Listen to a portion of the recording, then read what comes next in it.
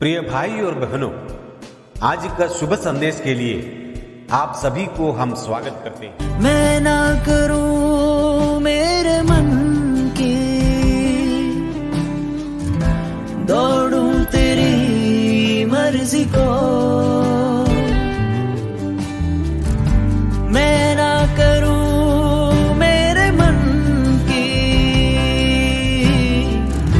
दौड़ूं तेरी मर्जी को।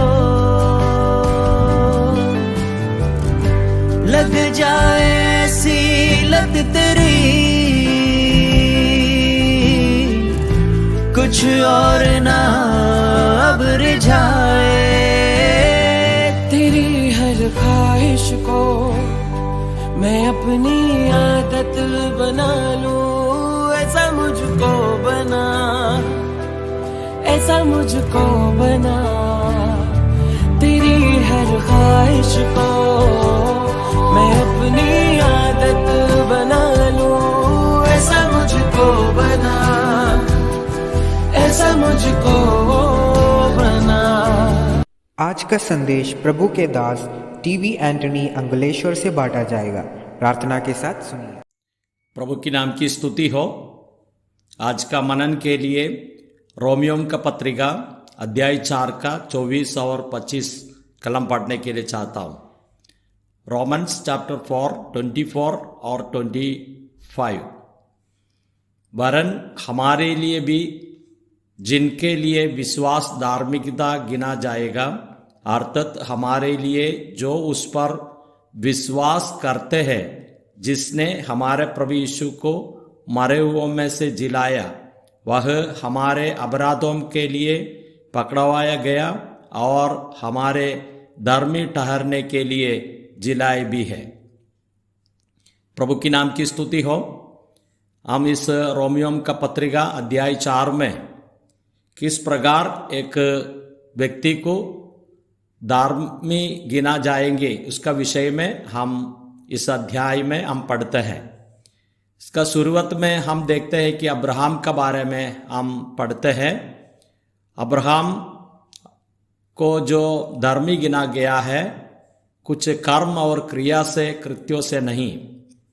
जैसे प्रभु में जो विश्वास किया है उसका द्वारा और उसको धर्मी गिना गया है। जैसे दूसरे एक भक्त के बारे में लिखा है, दाऊद का अपराधों को किस प्रकार क्षमा हुआ है, पाप को कैसे ढांपा गया है, उसका संबंध में भी हम देखते हैं।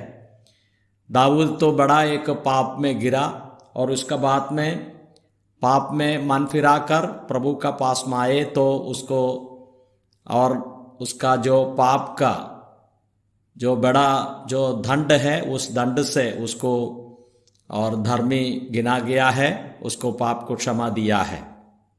जैसे अब्राहम के बारे में पढ़ते हैं, अब्राहम भी कैसे एक धर्मी जन बना है उसका बारे में समझाते हैं। उसका एक विश्वास प्रभु में जो रखा है उसका अनुसार उसको जो धर्मी गिना गया है। और अध्याय 4 का 19वें आयत में हम इस प्रकार पढ़ते हैं, अब्राहम का विश्वास यहाँ तो प्रकट होता है। हम इस प्रकार देखते हैं कि अपने मरे हुए से शरीर और सारा के गर्भ की मरी हुई की से दशा और जानकर भी विश्वास में निर्बल ना हुआ। तो यहाँ हम देखते हैं अब्राहम का शरीर में और एक संतान को जन्म दे नहीं सकता है। वो 100 वर्ष का था।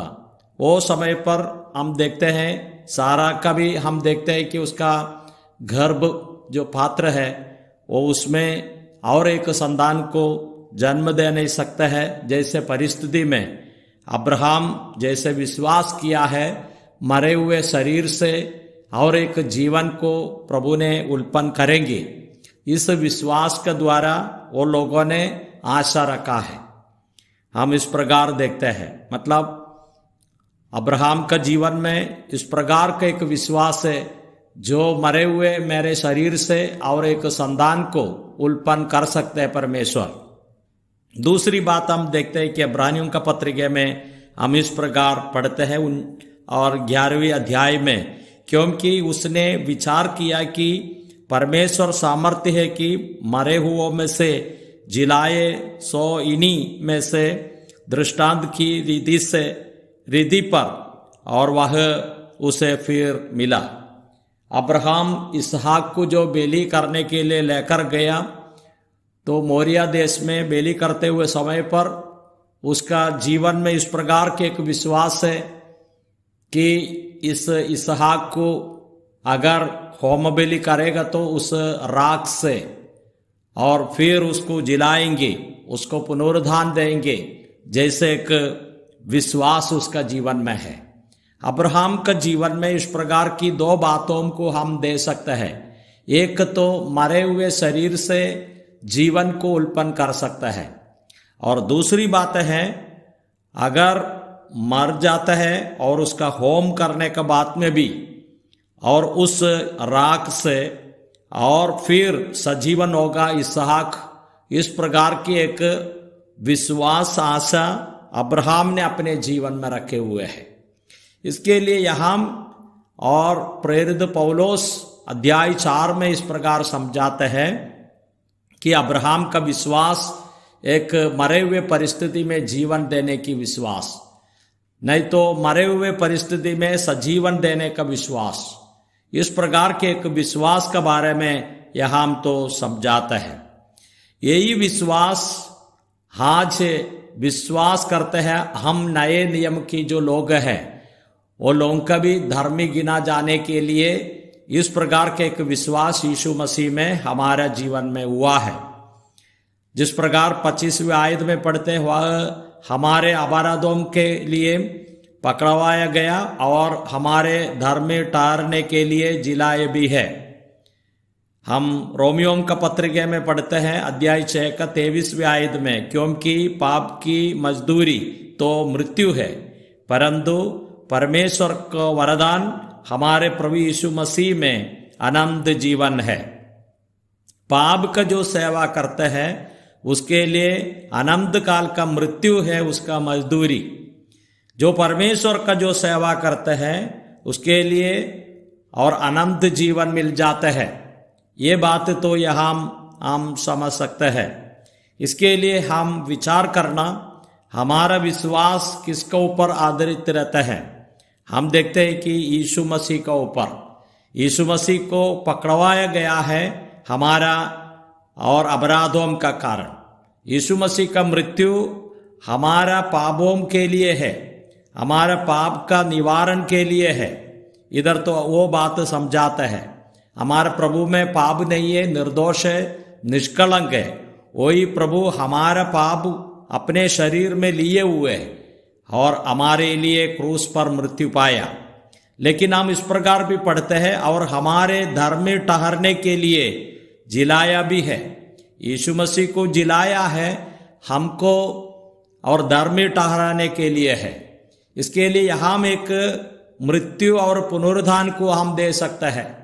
जैसे अब्राहम का जीवन का जैसे अब्राहम मृत्यु शरीर में एक जीवन उत्पन्न कर सकता है जैसे विश्वास किया। जैसे दूसरे एक बात भी हम देखते हैं, जो मृत्यु हुआ व्यक्ति को और सजीवन भी कर सकता है, ऐसे अब्राहम का दृढ़ विश्वास को हम देखते हैं। जैसे हमारे जीवन में भी प्रभु ने इस प्रकार का मृत्यु सहन किया और पुनरुत्थान हुआ है, उसको ऊपर विश्वास करते हैं, हमारे जीवन में भी इस प्रकार का एक धर्मी ठहराने का काम हुआ है। और परमेश्वर का अदालत में गुनहगार को इस प्रकार कहते हैं कि मैं उसको छोड़ देता हूं, उसको पापी जैसे गिना नहीं जाते हैं। ये बातों को यहाँ हम तो वर्णन करते हैं। ये प्रभु का क्रूस का मृत्यु पुनरुद्धान कितने गंभीर बातें हैं, हम अनुभव किया है। इसलिए प्रिय भाई बहनों, हम यीशु मसीह का क्रूस का बलिदान, पुनरुत्थान को, उसका आगमन को हम याद करेंगे, उसकी हम आराधना करेंगे। पाप का क्षमा देने के लिए हमारा प्रभु इस पृथ्वी में आए, हमारे लिए सूली का मृत्यु सहन किया।